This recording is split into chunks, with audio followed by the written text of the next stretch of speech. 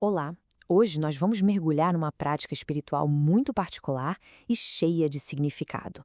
Um período de 40 dias que tem ganhado cada vez mais força. A Quaresma de São Miguel Arcanjo. Pois é, parece estranho, né? Uma quaresma fora da quaresma. Mas ela existe e é uma devoção poderosíssima, focada em oração e penitência, com um propósito bem específico. Basicamente, estamos falando da Quaresma de São Miguel, um tempo de disciplina espiritual intensa, com raízes lá em São Francisco de Assis, voltada para proteção e libertação espiritual. E para a gente entender tudo direitinho, nosso papo de hoje vai seguir este roteiro. Vamos ver o que são esses 40 dias, a origem com São Francisco, depois um guia prático com as orações e a penitência, e por fim, o propósito por trás de tudo isso. Vamos lá? Então, para começar, o que é, afinal, essa tal Quaresma de São Miguel? É um período bem definido, são 40 dias de preparação espiritual. Tudo começa em 15 de agosto, que é a festa da Assunção de Nossa Senhora, e vai até 29 de setembro, o dia da festa dos Santos Arcanjos. É um tempo fechado de oração e penitência. Ok, mas de onde veio essa ideia? Para entender isso, a gente precisa voltar um pouquinho no tempo e olhar para as raízes franciscanas dessa tradição. A origem é muito clara. Foi São Francisco de Assis quem começou com essa prática. Ele mesmo fazia essa quaresma, esses 40 dias, em honra a São Miguel Arcanjo, que é visto como o grande protetor, o guerreiro nas batalhas espirituais.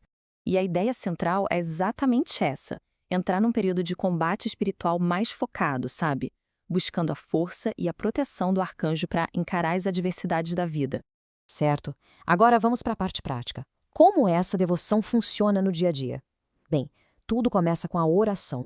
A rotina de oração durante esse tempo é construída sobre 3 pilares. O primeiro é rezar o terço todos os dias. O segundo é fazer a oração específica a São Miguel. E o terceiro é ter um contato mais próximo com a leitura da Bíblia. E o coração dessa devoção está muito bem expresso nessa oração a São Miguel. É um pedido direto, uma súplica por defesa naquilo que a gente chama de guerra espiritual. É pedir para que ele nos proteja no combate. Agora, vamos para o segundo elemento fundamental dessa prática, a penitência. E aqui é super importante entender a diferença. Primeiro, o jejum. Não se trata de ficar sem comer absolutamente nada, mas sim de controlar a quantidade de comida. A prática consiste em fazer uma refeição principal e 2 menores, que juntas não podem dar o mesmo que a refeição principal. E do outro lado tem a abstinência. Se o jejum é sobre a quantidade, a abstinência é sobre o tipo de alimento. Especificamente, se abster de comer carne. A própria Igreja Católica, através do direito canônico, dá algumas orientações gerais sobre isso.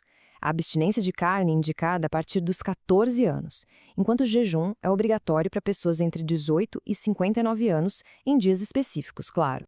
Mas é importante saber que a penitência não precisa ser inflexível.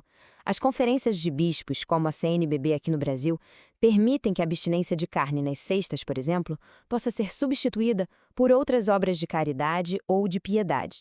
Ok, oração, penitência. Mas por quê? Qual o sentido de fazer tudo isso? Qual é o objetivo final desses 40 dias de disciplina? Um dos propósitos principais é o fortalecimento espiritual. Santo Tomás de Aquino já dizia que o jejum serve para reprimir as concupiscências da carne. Traduzindo, ajuda a gente a disciplinar nossos desejos, nossos impulsos, para que eles não nos controlem. E o Catecismo da Igreja Católica vai nessa mesma linha, dizendo que a penitência nos ajuda a ter mais domínio sobre nós mesmos, a conquistar uma maior liberdade de coração. A ideia não é se punir, mas se libertar.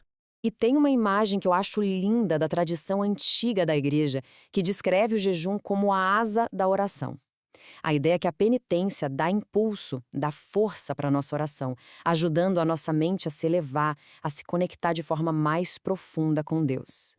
No fim das contas, o objetivo desta devoção é criar um tempo forte para reorientar a vida, sabe? Um período de exercícios espirituais e de renúncias voluntárias para se aproximar de Deus e buscar o auxílio e a proteção dele nas nossas jornadas. E isso nos deixa com uma reflexão final, pensando nas nossas próprias batalhas da vida, as internas, as profissionais, as familiares, de que forma uma prática tão antiga de disciplina espiritual como essa poderia hoje ser uma fonte de força.